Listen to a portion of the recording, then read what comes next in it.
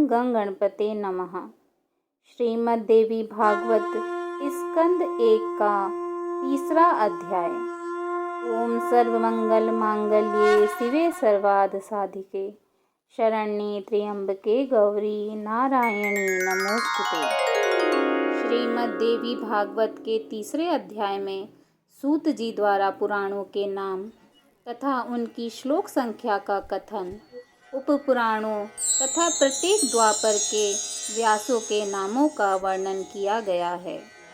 सूत जी बोले, हे मुनीश्वर वृंद, सत्यवती सुत वेद व्यास जी से मैंने जिस प्रकार तत्वपूर्वक पुराणों को सुना है उसे मैं आप लोगों से कहता हूँ, सुनिए।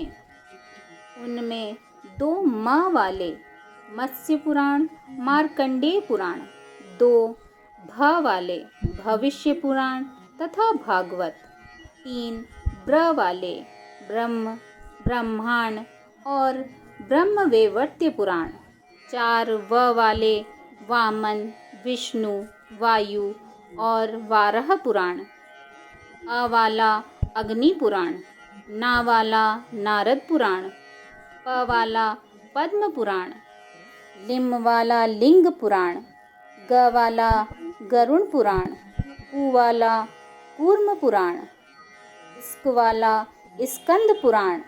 ये पृथक पृथक 18 पुराण हैं। उनमें आदि के मत्स्य पुराण में 14,000 अत्यंत अद्भुत, मार्कंडेय पुराण में 9,000 तथा भविष्य पुराण में 14,500 श्लोक संख्या तत्वदर्शी मुनियों ने बताई है। पवित्र भागवत पुराण में 18,000 और ब्रह्म पुराण में 10,000 श्लोक हैं।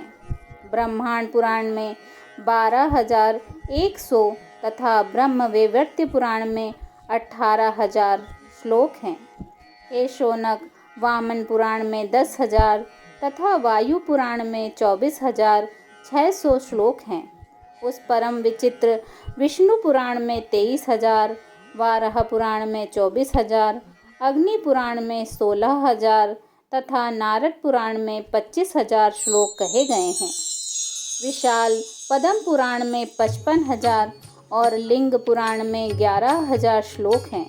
इसी प्रकार साक्षात भगवान के द्वारा कहे हुए गरुण पुराण में 19,000 तथा कूर्म पुराण में 17,000 श्लोक हैं। परम पवित्र स्कंद पुराण में 81,000 श्लोक कहे गए हैं। हे पाप रहित मुनियों, इस प्रकार मैंने पुराणों तथा उनके श्लोकों की संख्या विस्तार पूर्वक बता दी। हे मुनिवरों, अब उपपुराणों की भी संख्या सुनिए।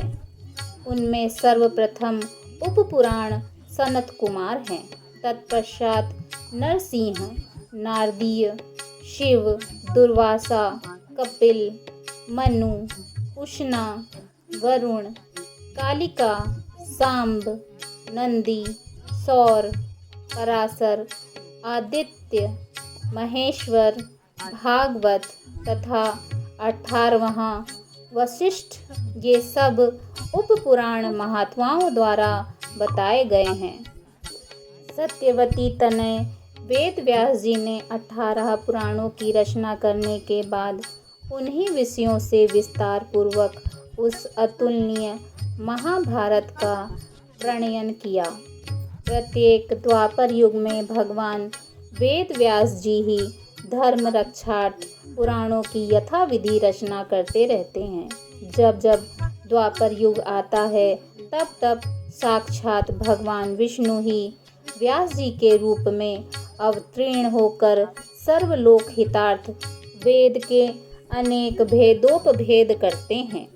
विशेषकर कलयुग में ब्राह्मणों को अल्पायु एवं अल्प बुद्धि जानकर वे युग युग में पवित्र पुराण संहिताओं का निर्माण करते हैं। स्त्रियों, शूद्रों तथा भ्रष्ट द्विजातियों को वेद श्रवण का अधिकार नहीं है। इसलिए उनके कल्याण के लिए व्यास जी ने पुराणों की रचना की है।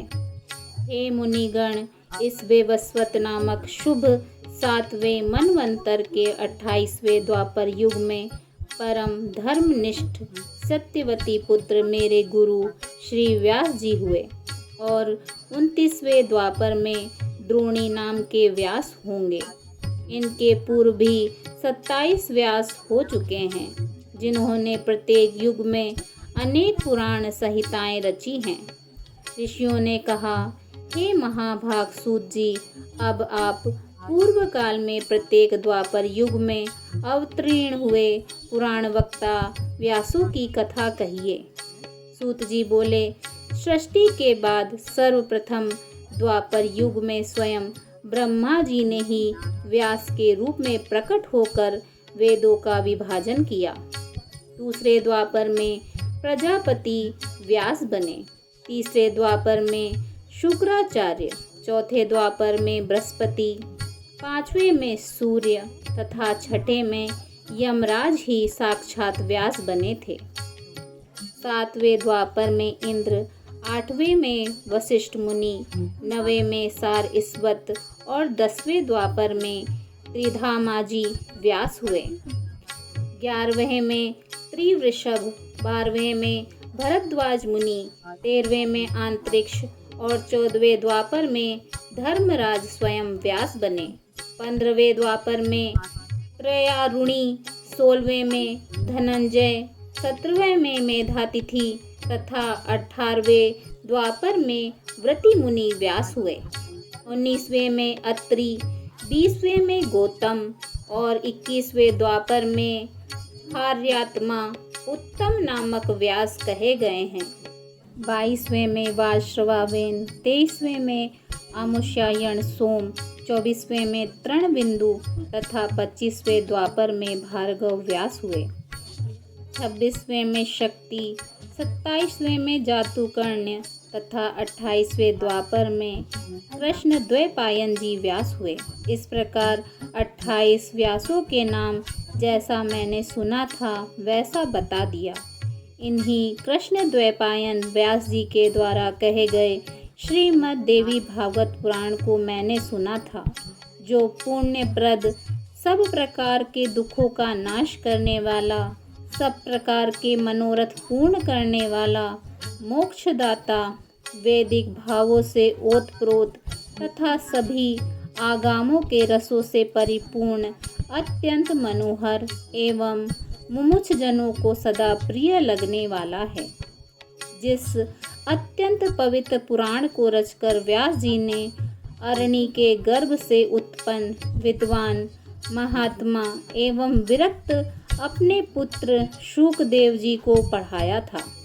हे मुनि वृंद, उसी रहस्यमय महापुराण श्रीमद् देवी भागवत को मैंने भी करुणा सागर अपने गुरु व्यास जी के मुख से संपूर्ण रूप से यथार्थतः सुना तथा उनकी कृपा से हृदयंगम कर लिया। जिस समय आयोनिज एवं अपूर्व बुद्धिमान अपने पुत्र शुकदेव जी के प्रश्न करने पर व्यास जी ने रहस्य युक्त इस पुराण को सुनाया, उस समय मैंने भी एक साधारण श्रोता के रूप में इस महान प्रभाव वाले श्रीमद् देवी भागवत महापुराण को सुन लिया। हे सर्वश्रेष्ठ मुनिजन, श्रीमद् भागवत रूपी इस कल्प वृक्ष के फल के स्वाद के प्रति आदर बुद्धि रखने वाले तथा अपार संसार सागर से पार पाने के लिए श्री शुकदेव जी ने अनेक प्रकार की सुंदर एवं रसमयी कथाओं से युक्त जिस अद्भुत महापुराण को विधिवत अपने कर्णपुट से प्रेम पूर्वक सुना है, उसे श्रवण करके भी जो कली काल के भय से मुक्त न हुआ, भला ऐसा प्राणी इस भूतल पर कौन होगा। वैदिक धर्म से रहित तथा निकृष्ट विचार रखने वाला बड़े से बड़ा पापी मनुष्य भी यदि किसी बहाने इस उत्तम श्रीमद् देवी भागवत पुराण का श्रवण कर लेता है, तो वह भी निश्चय ही समस्त सांसारिक सुखों को भोग कर अंत में योगी जनों के द्वारा प्राप्त करने योग्य भगवती के नाम से चिन्हित मनोरम तथा अचल पद को प्राप्त कर लेता है। जो प्राणी इस श्रीमद् देवी भागवत पुराण को प्रतिदिन प्रेम से सुनता है, उसके हृदय रूपी गुहा में विष्णु, शिव आदि देवताओं के लिए भी दुर्लभ सर्वश्रेष्ठ विद्यारूपिणी, सज्जनों की एकमात्र प्रिया, गुणातीत एवं समाधि द्वारा जानने योग्य वे भगवती निवास करने लगती हैं। अतः सर्वांग सुंदर इस मानव तन को पाकर संसार सागर के अगाध सलिल से पार होने के लिए जलयान के समान परम सुखदायी श्रीमद् देवी भागवत पुराण एवं उसके वक्ता को प्राप्त करके भी जो मूर्ख इसका श्रवण नहीं करता, वह विधाता के द्वारा वंचित ही कहा जाएगा। इस दुर्लभ मनुष्य देह में दोनों कानों को प्राप्त करके भी जो सांसारिक मनुष्य केवल दूसरों के दुर्गुणों को ही सुना करता है, वह अधम मंद बुद्धि चारों उत्तम पदार्थों को देने वाले तथा सब रसों से परिपूर्ण इस निर्मल पुराण को भूतल पर क्यों नहीं सुनता। इति श्रीमद्देवी भागवते महापुराणे अष्टादशसहस्रायां संहितायां प्रथम स्कंदे पुराण वर्णन पूर्वक तत्वदुग्गीय व्यास वर्णनम नाम तृतीयो अध्यायः। प्रेम से बोलिए जय माता की।